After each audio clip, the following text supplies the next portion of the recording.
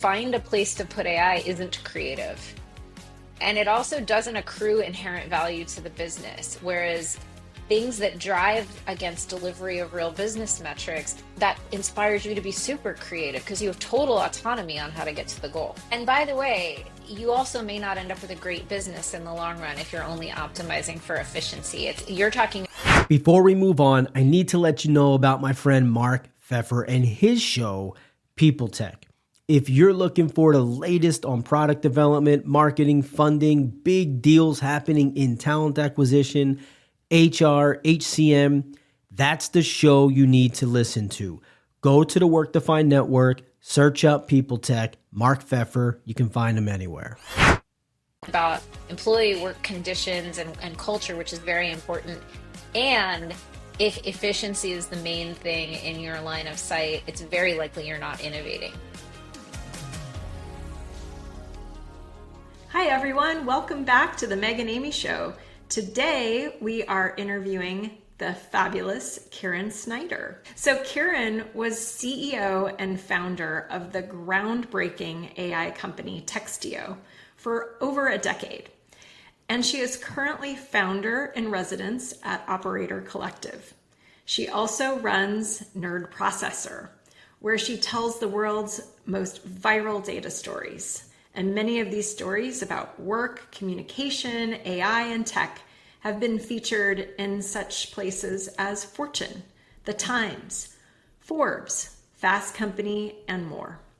She's also a coach, a mom, a runner athlete, and she never stops.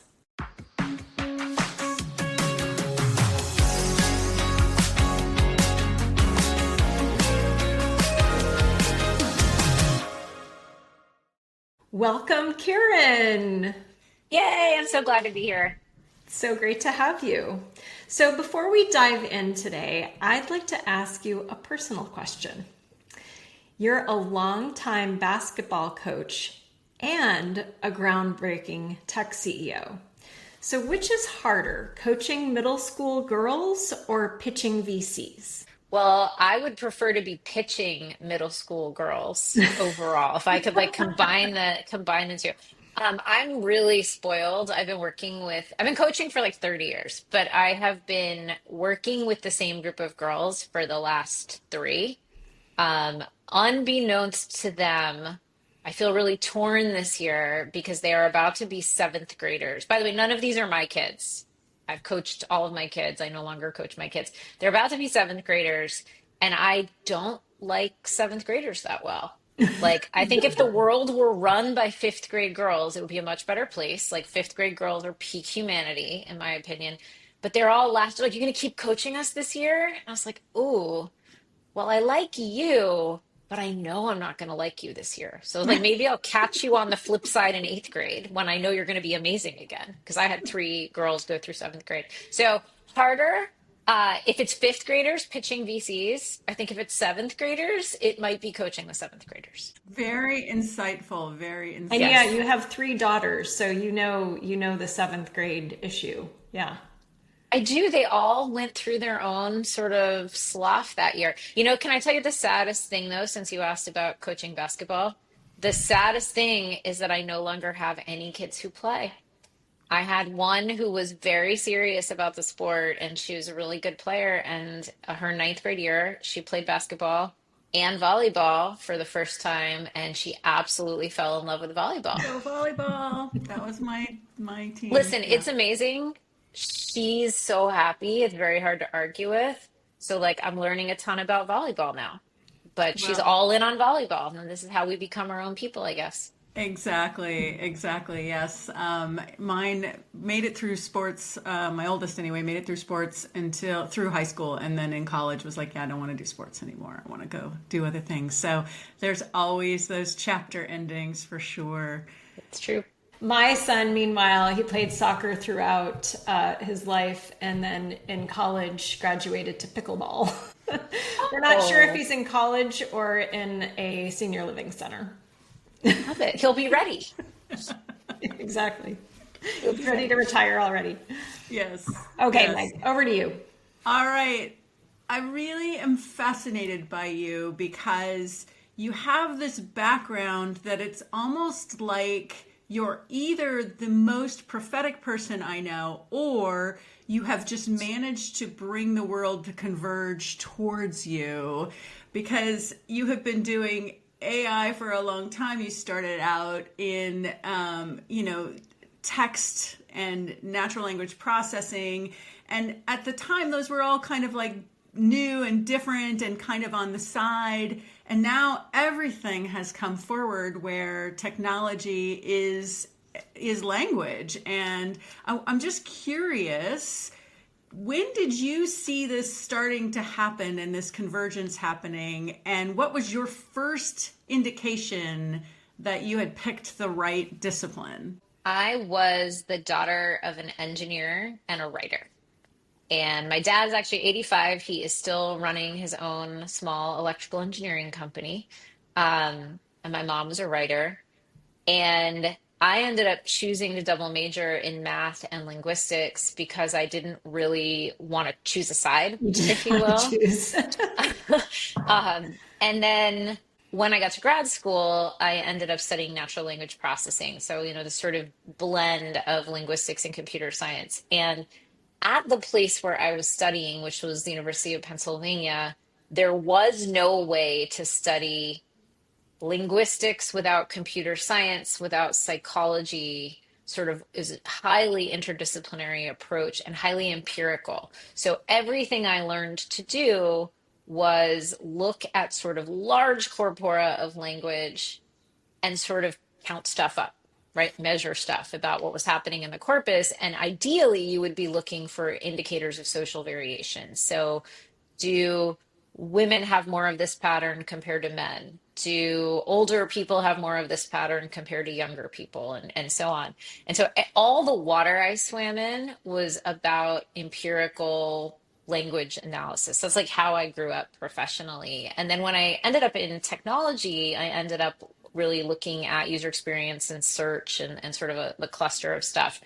Um, when we started Textio, I think we were really the first to have this. I know we were the first to have this augmented writing vision that you could look at lots and lots of writing that had happened before, see and measure how people had responded to it, and then try to write the next thing a little bit better to get a better response. And that kind of came from all of this history of word processing that both Jensen and I had been involved with, where like when we started the company, everything about word processing and the whole history was either about making documents look good, like the desktop publishing industry, maybe making it possible to collaborate on them in the cloud, like, Google Docs obviously pioneered that. But none of it was actually about making the content perform. There was A/B testing, which was like a little bit old because you had to guess what you wanted to test and you could measure. So all the pieces were kind of there. There was like writing on the internet at scale. There was A/B testing and measurement, but nobody had sort of put this all together in a writing experience. And so we sort of had that idea. And I think the first time I thought it was going to work was really early in Textio. I was talking to somebody who went on to be a three-time customer at three different companies, but we showed her this early version of the product, which didn't have any data in yet. We had just encoded sort of job description best practices. And I was like, try this out, see what you think. And she was like, yep, this is really good. My team could use this. We would get better. I bet it would get even better if I gave you all of our data, right? I'm trying to keep a straight face. I'm like, yeah, we could try that. Totally try that. Sure, if you want. We could try If you that. want. Yeah. And she sent us, definitely she should not have, she sent us like over the internet a CSV of like all of their outcomes data. Like definitely her employer did not know. And thus began our sort of data flywheel. And of course, the more data you have, the better it gets and the more predictive the platform gets. But when she had that light bulb go on as a customer, because we sort of sold what our vision was, I was like, oh, this is going to work because customers are going to want in. We're going to get the data that it's going to take to make the product really good. And now, here we are. so many years later. I love how you had the thesis, but then you waited for the spark within the customer. Are you seeing sparks like that in other areas today? Like, what are the places that you're seeing people bring forward not just technology, but like, hey, this could be really valuable? Any new stuff you're seeing out there? Yeah, I've spent a lot of time in the last year working with Operator Collective. So I am not a VC. I never want to be a VC, just putting that out there. But it's been really, really interesting seeing so many startups at early stages of incubation. I love early stage stuff. The biggest thing that I think is happening, that I think is driving a lot of innovation is so a year ago, you'd have a bunch of CEOs who would say to their teams, like, let's get with AI. And you'd have a bunch of execs run around and be like, okay, got to figure out where to put AI, got to like fit it in somewhere. What I think is starting to happen now that is driving the real innovation for organizations is that instead of let's get with AI, exec teams are giving their companies operating constraints. Like, hey, our mission is to onboard customers 20% faster. Or our mission, instead of hiring 500 people this year, we're going to hire 1,000 next year, but we're not increasing your headcount. And so what's happening is leaders who are trying to operate to those constraints now have to look across a broad spectrum of tools and systems because they got to change what they're doing. And that naturally leads you in many cases to AI tools that allow you to work with different levels of efficiency. And so there's so many companies stepping in now to help drive against real outcomes, which I think was something that was very new when we sort of innovated it at Textio. Yeah, that's much better too, right? I mean, that is giving people reason to be creative rather than reason to be afraid. Yeah, and also I think like find a place to put AI isn't creative. Yeah. And it also doesn't accrue inherent value to the business. Whereas things that drive against delivery of real business metrics, as an executive, that inspires you to be super creative because you have total autonomy on how to get to the goal. You see the line of sight, right? You see the line of sight to the value that you're going to create with that innovation.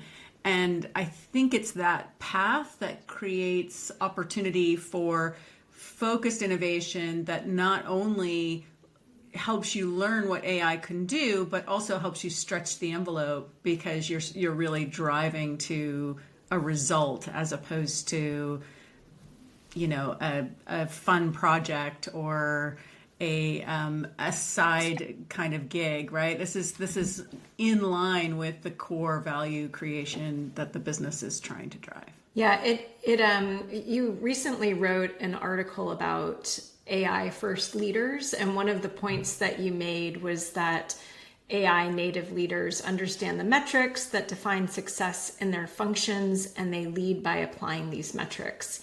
And I had highlighted that as something that I wanted to ask you more about in this session today. And I think you just answered, you answered my question. And so like, and this is something that Meg and I have been talking about a lot as well, about is like, everything's changing, but what isn't changing is what you actually, the business outcomes that you actually need to get to. And maybe you could get by without really knowing those metrics and knowing those business outcomes because you knew how to do your job. But now everything's changing. And so you have to get back to the most basic tenets, which is what is it actually that you are trying to accomplish? What are the business outcomes you're trying to get to? And only when you put that lens on, can you really start to look at, well, how can I do it faster, better, at more scale? And then you can start looking at, okay, well, how does AI fit into that? Yeah, I think, look, like when we started Textio, if you just look at HR tech, like a space the three of us know super well, most software in the ecosystem was making workflow promises at the time, right? We're going to help organize your candidates or organize data about your employees and make it easy to find. It was mostly workflow and organization. one of the things we did that was, I think, a little bit different that now is playing out for so many AI companies is we started making outcome-based promises. Like, hey, if you get a Textio score of 90, your job's going to fill twice as quickly. And that was designed to match the metrics, in this case, that talent acquisition leaders were already being held accountable for, time to fill being an example of that. And so what's happening now, I think, with AI companies is that buyers are a lot more savvy than they were 10 years ago. They know that they should be expecting outcome-based delivery, and AI should be able to produce it. And so buyers are expecting, whether it's HR or finance or marketing or legal, they're expecting outcomes from their software, not just better workflow. Of course, the two are intertwined. If anything at Textio, I wish we'd understood the workflow side of it sooner, right? Because I think you need both. But that is a big difference, is that now leaders who are buying software because they're running businesses are making sure their software helps deliver those core metrics. And they see AI as an enabler potentially of doing that. So one thing I'd like to get your thoughts on, I was reading an article from Aaron Levy of Box, and he talked about how the way that his company is looking at AI value creation is a bit of a shared model with the disciplines that are getting value from AI. In other words, if I am running a function and my function is so much more productive, then I get to take those savings and apply them to other things versus just dropping it to shareholder value or whatever. I can apply it to doing my function better, or I can apply it to hiring more people, or whatever it is that sort of puts the motivation. When you're seeing buyers out there, I'm really curious where we all land on that, in that you're going to get better, right? You're going to get better. Who and how do we capture that value creation in a way that really helps push the top line forward more, as opposed to just driving towards the bottom line? Because as I think about what I want from all of this, is more jobs created, more, happiness delivered, more things, more innovations unlocked in general. But you could imagine a situation where we just squeeze and squeeze and squeeze, and then you end up with highly efficient businesses, but not necessarily great work conditions, nor great purpose and meaning for workers. Like, any thoughts on that? Yeah, and by the way, you also may not end up with a great business in the long run if you're only Exactly. optimizing for efficiency. You're talking about employee work conditions and culture, which is very important. And if efficiency is the main thing in your line of sight, it's very likely you're not innovating, like you have a That's right. priority issue. So let me give an example of a company I came across recently. I don't work for this company, but I think it's a really interesting example of a company that I think is doing this well. So it's an early stage startup called Numos, and Numos helps FP&A professionals do backwards looking analysis of their quarterly performance. So here's your model. Here's where you landed. Of course, finance people near the end of each quarter have to put together a variance analysis. They have to explain to exec teams and boards of directors not only what was off, or why they overshot, why they missed, whatever it was. They then have to put together the future looking plan and model. And I love using AI software as a means to assist this, because AI software is fantastic at finding the patterns. And then what the smart, savvy FP&A person gets to do is put together the future model that says, hey, we missed here and here, but we were over here. What does that mean? Not only about like our cost structure, but where should I invest next quarter? Where should I invest the following quarter, given all of this data? And so I think it's a really interesting case where AI is being used to analyze performance to suggest the next set of investments. And it's a beautiful example of something like, sure, it has some efficiency gains, I'm sure, in some places, but it's very forward looking and helps the business think about where it's going, not just how to squeeze on the bottom line. So all of our capital allocator listeners, this is an important one to be thinking about. How do we leverage, not necessarily just this technology, but in general, how do we leverage AI to help us do a better job in forward-looking capital allocation? Really, really good use case. So Kieran, I want to ask you a little bit about your role as a CEO, because that is fascinating to us and our listeners. And so, we talked already about how you were a trailblazer. You introduced an AI company in 2014, and you were fundraising while female, as well as while female with small children. So what was this like for you, and how would you say it's changed in the last 10 or so years based on your work now with startup founders? So what was it like to be a startup CEO? So I was a founder with small children. I was also married to my co-founder, something people don't necessarily know. Textio's current CEO is my husband, so it's still in the household. And while that in some ways might seem like it makes it easier, and it was awesome for us as co-founders, it made the fundraising landscape much more complicated. So we got lots of questions about, which one of us would really be home with the kids and really be working sort of day to day. We got a million governance questions, as you can imagine, from early stage. But I remember this one meeting we were in. Now, remember, I am the CEO. My husband and co-founder is the CTO. So when we're both presenting, but when we go in and kick off meetings, I'm running the meeting, right? Usually the game is I'm running the meeting, he's demoing the product. That's sort of our divide and conquer. And I'm running the meeting, and it's just him and me and this guy across the table from us.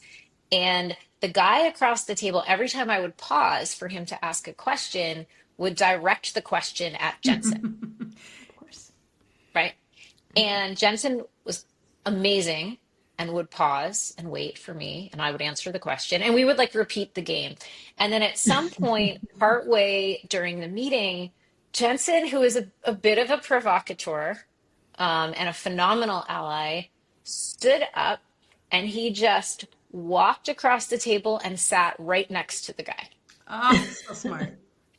And, he's like, look, let's show you something on my laptop. Cool. And then he didn't move back. And so when the guy needed to ask a question next time, he could either ask me across the table, or he could super awkwardly turn and face Jensen, who was right on top of him. And it was this beautiful moment of allyship, actually, silently and I knew what he was doing because we know each other pretty well. That story is a little extreme, yeah, but actually not that far out of the norm of what we experienced in lots of cases. I remember a fundraising meeting where it was just Jensen and me, and we were in a room designed for maybe 10 people, but there were 40 VCs, and they were all men, and they were just standing over my shoulders as I was presenting. I was we left, and Jensen was like, that was a lot of men. That was a lot of men. It's a lot of men. And some of the stories, these are sort of haha. Some of them were worse than these stories, right? Yeah. So how has it changed? I do work with a lot of founders now, early stage. I work with a bunch who are women. I work with a bunch who are men. I do think the norms have changed a little bit. A few years ago, more VCs made an effort to hire more women, which means more of them have women as partners now, which just means they're used to having women. I mean, another VC, they by have the way, women's bathrooms in their facilities now, for example. another VC, I'm not even kidding. I just want you to remember, we were raising money for Textio. For the listeners who don't know, one of the things we did was help you hire more women. Okay, that was one of the outcomes we promised. And we were in a pitch meeting where they were reverse pitching us. They had given us a term sheet and they were trying to make the case about why we should take their money. And if, by the way, this is the same firm that had the 40 dudes over my shoulder. And we're in the room and they put up their slide deck and they're showing us an event they hosted that had some women at it. And they were like, see, we have a really diverse group. And it's like, you're showing me pictures of women. The five of you dudes in this room are persuading me to work with you by showing me a slide deck that has pictures of women in it. We left. Jensen's like, so we're not doing that one, right? It's like, we're not doing that one. The thing I think has changed a little bit is maybe some of the self-awareness. Like, I think fewer investors would find themselves in that situation right now. But we know money still mostly doesn't go to female founders. Younger women, by the way, I was like 40, so didn't have all the problems So that super maybe young. a 27-year-old woman might have, or 22-year-old woman might have. And I was pitching with my husband, so that gives me another kind of protection in a way. The bad stuff is still happening, but I think the whisper network among founders is so strong. Every time I had an experience like that, I told other founders and I told them who it was. Right. And so you just don't pitch those people next time around, right? Yeah. And that's real. Yeah, I think that first off, the solidarity still matters a lot. I think the creating more awareness. I remember once I was having a conversation for a board opportunity, and it was a great company, and there were nice people, and it was a very diverse.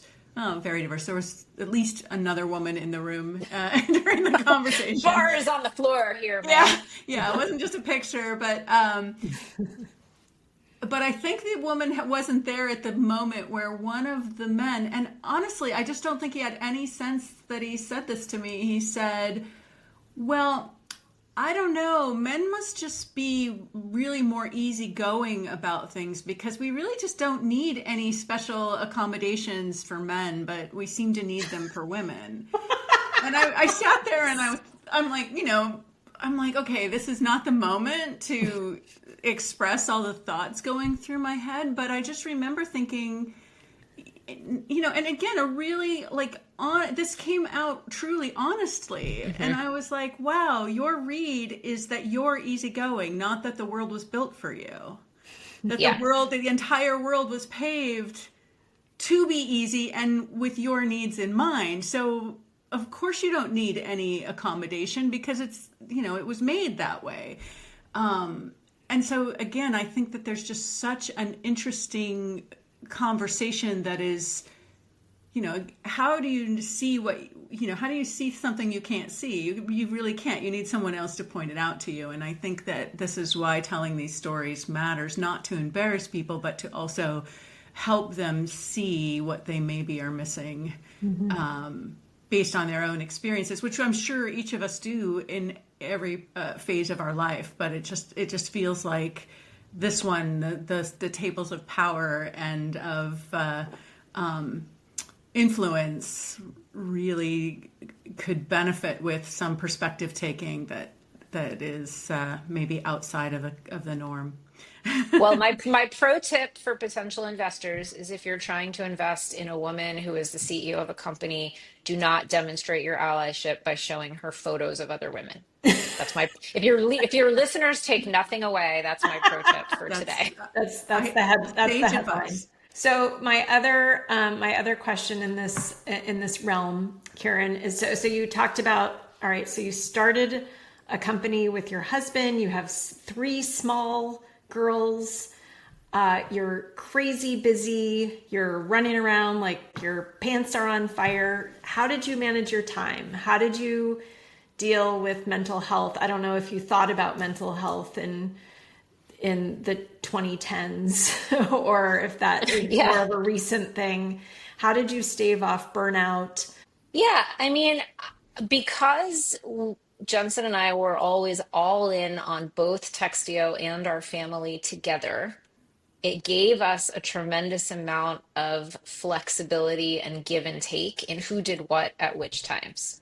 So I remember when we were raising our Series B, we were renting a house from some friends of ours who were living in China for a couple of years. And we got a message that they were being called back to the United States a year sooner than anticipated. And we had 30 days to find another place to live. And we were just launching the fundraising round. And we knew when they came back, we were buying a house. We knew that was our plan. But at the time, we had three kids.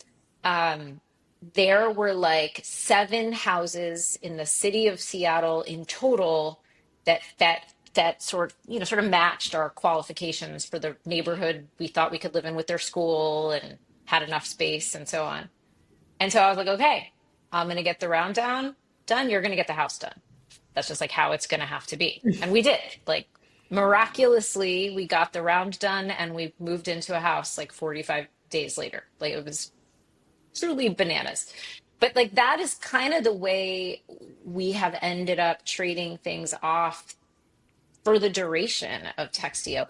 Our kids, I mean, my daughter, I'll tell you the story. I had a chat. My daughters are now teenagers, so I have a rising junior, sophomore, freshman in high school. And I had a conversation with them a few months ago. I was like, okay, if you had to provide for yourself tomorrow, legally, because with our youngest, you do need to make that specification legally, what would you do? And the oldest is like, well, I'd probably babysit. And the youngest is like, oh, I'd probably just starve. I don't know. Maybe would anyone pay me to sing? Like, probably not. But the middle one, like, barely looked up. And I was like, no, what would you do, River? And she's like, obviously tech sales. Like, obviously. And I was like, she's 15.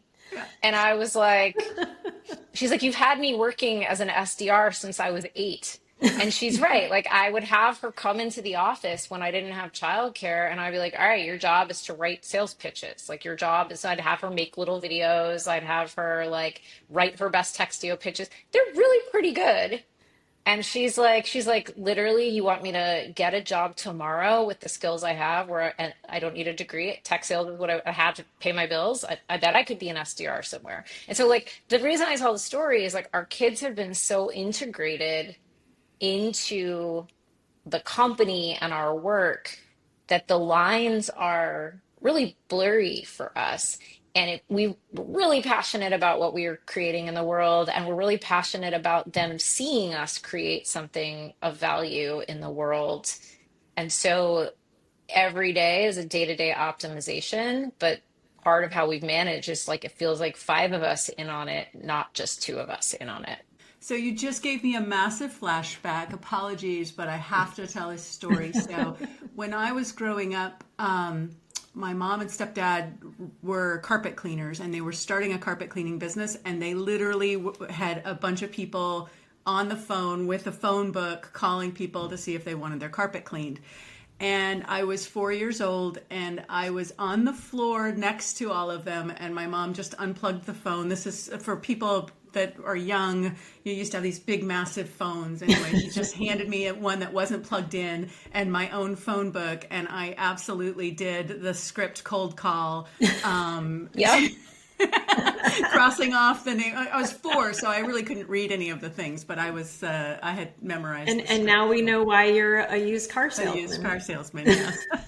Well, no, but this is truly, and now you're actually an executive. Like this, Right. you know, the fact that your parents exposed you to their work and made you part of it, it creates a little bit of something, right?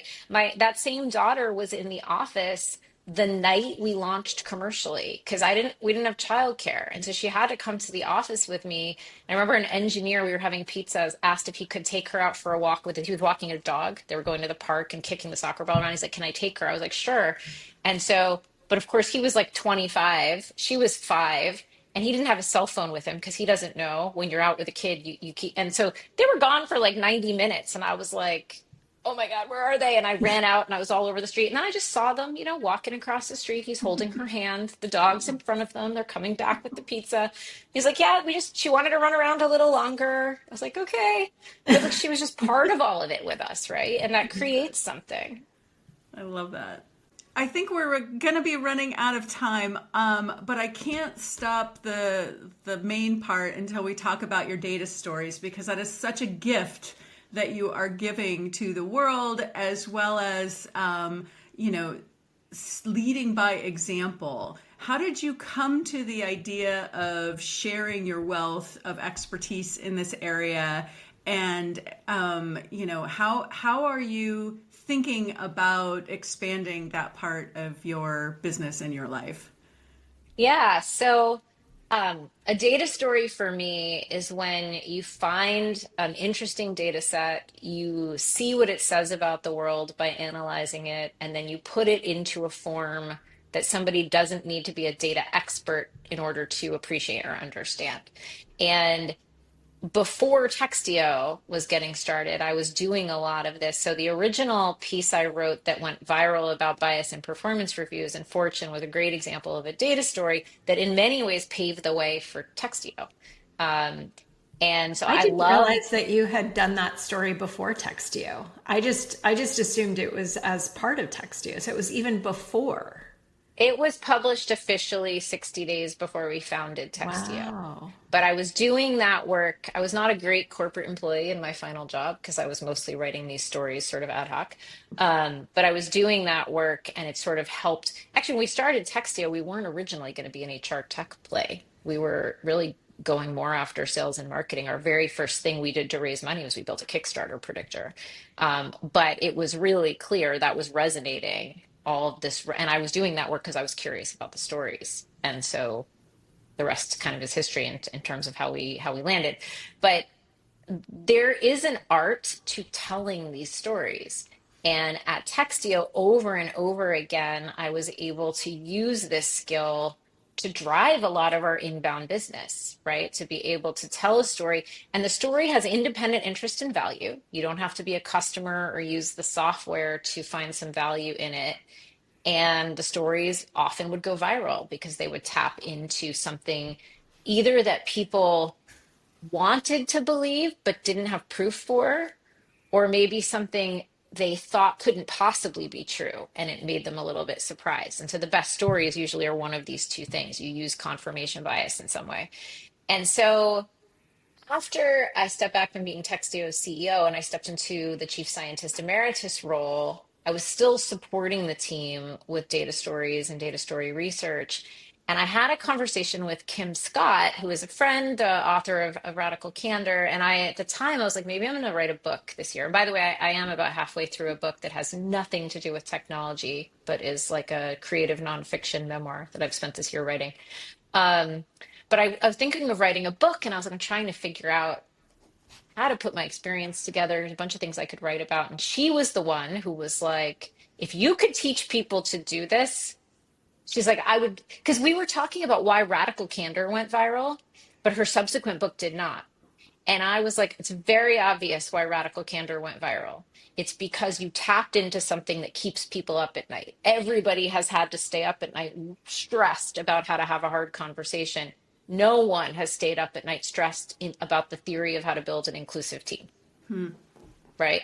So you tapped into something visceral. That's what makes virality. And she was like, you should write this down. And so I did. I was like, well, what if I took all of this and my way of doing this is with data? I wrote it down. So it's been really fun. I have a bunch of clients who have now told their own stories that have accelerated their businesses, which is extremely rewarding to see. So I have the course for viral data stories, and I've also run some workshops for mostly marketing teams or startup teams to learn how to put some of these stories together kind of in their business. I love this. I love this. I will do it in the rest of my life in some form or other. So I have to pause because we have a tradition on the show of, calling people out who are mensches, I guess, for lack of a better word, for sharing our strengths with us and propelling us. And it sounds like Kim Scott was that for you. And so I just wanted to give her an extra shout out. Absolutely. Yeah. Yes. Awesome. That's Totally. I wrote that down as well. And I would like to sort of reflect back to you, Kieran, that your unique gift of being both nerdy enough to look at the data, but also able to step back and think about storytelling and audience is like nothing I've ever seen before. And I'm not just saying that in this conversation. I've obviously been reading your work forever. In fact, I almost quoted your work back to you, which I think is like the most hilarious thing I've ever done accidentally. And so what you say with your stories doesn't just stick in the moment, but it really plants seeds in people's brains about things they need to think about and process more deeply. And I just Thank love you. everything about that. Yes. I appreciate that. And so, how did you learn this skill? I think it goes back to when I said, the place I learned how to tell stories with language was in grad school. There was no way to understand language without the data, and you had to be able to summarize those findings in a way that showed what was happening in the world socially. And that was for an academic audience. So there is the part of it that is, how do you take this sort of nerdy stuff and turn it into something that is a bit more provocative or memorable for the everyday reader? And I think this, remember I mentioned my mom was a writer, my dad was an engineer. Like, going back to that, I sort of grew up with both of that. I did spend my year between my PhD and my first tech job at Microsoft also writing, I think, hilarious creative nonfiction. I think I'm currently writing creative nonfiction that is hilarious in this memoir, and at least one of my children agrees with me. By the way, the other one was like, "Yeah, some people will think it's funny." I'm like, awesome. Oh, That's high teenagers. praise, high praise from her. Um, but I've always enjoyed the storytelling part of it. That's like equally a part of me, and so it's just data is a place where I get to use these stories, these data stories. I get to use all of it together. But I'm So, using. I think I learned it just by doing it, Amy. Yep. Yeah. so good. Yeah. It's such a gift, and I admire it every time. So I will read anything you write, Oh, thank including you. your hilarious, or possibly hilarious, work. Well, I'll let you know when it's ready for pre-readers. Yeah. Put me down for sure. I will. All right, so we like to take in questions from friends of the show, and so here we go.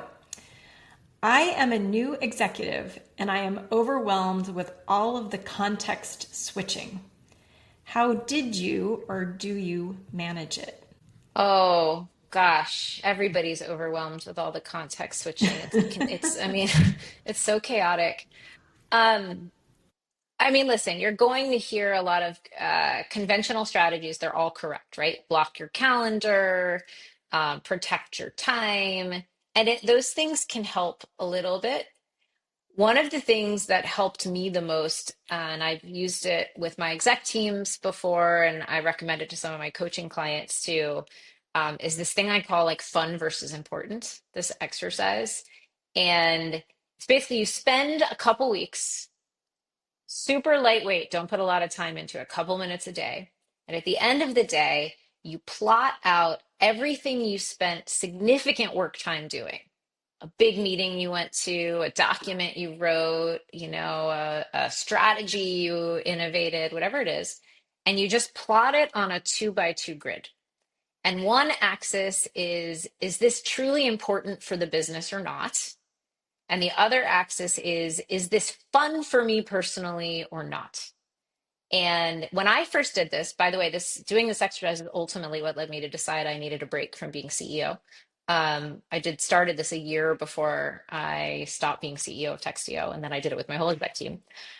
What I found was most of my work was important, but only about half of it was fun. And then I had others on my exec team do the same exercise, and we all compared results. And what you want is for the whole team to kind of be 80% in that upper right, right? You can't be 100%. Every job's got its tax. But so we ended up trading some responsibilities around in a way that maybe didn't perfectly align with job title, but it got everybody working more in that upper right. So back to the question about context shifting, I think this sort of inventory of how you're really spending your time gives you a tremendous amount of data. Maybe you want to turn it into a story for your organization, right?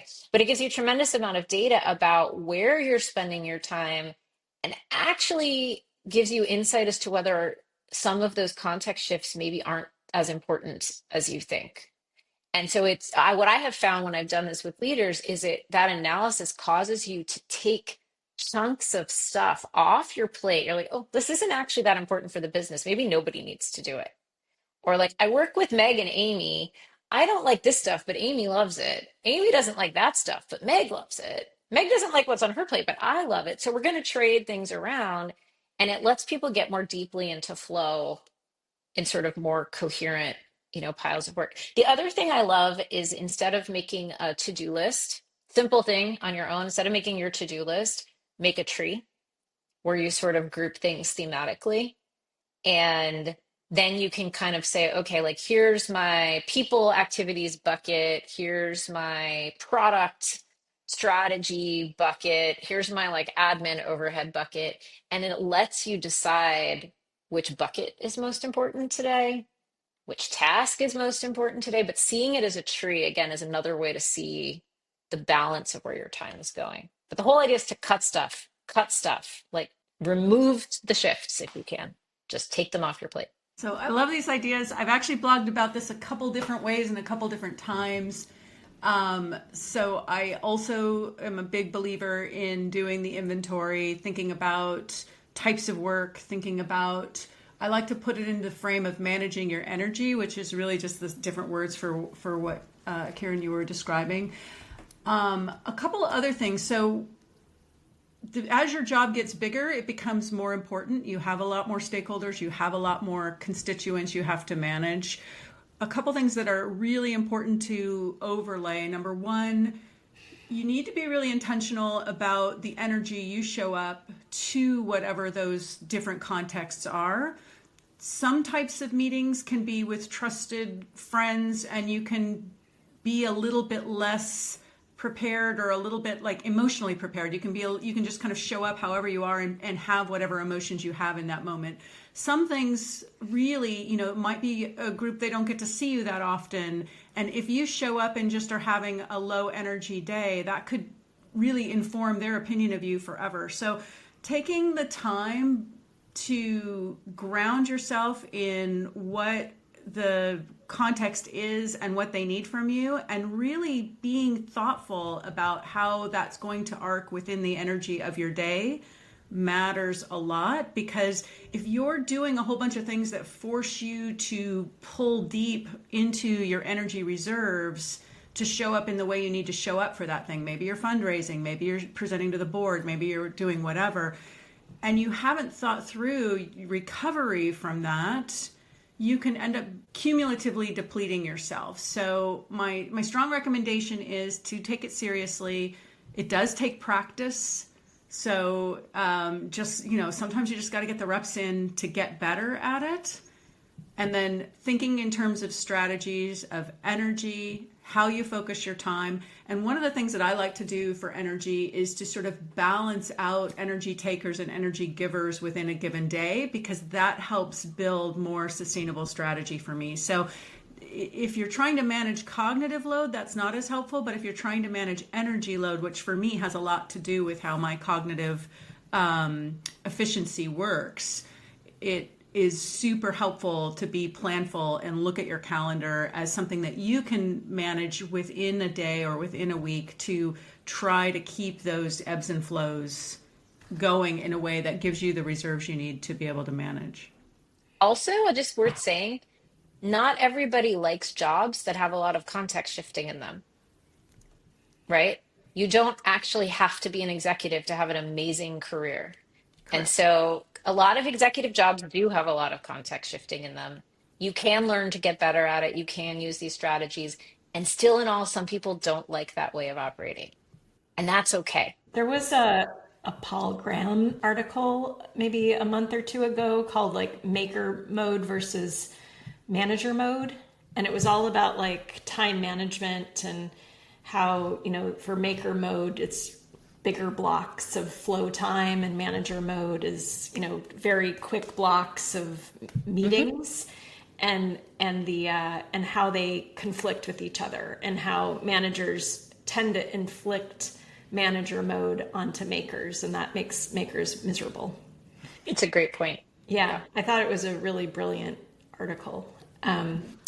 So for me, my like one of my first weeks at SAP, I went to Germany, and the executive assistant that I had at the time booked all of my meetings, and I swear I had 14 to 16 30-minute meetings every single day, and it was across the SAP campus in June, and it was hot, no AC, and I had to like run from one meeting to another. I think maybe she gave me like a 5-minute break in between. Like, I mean, it was just insane. Like, it was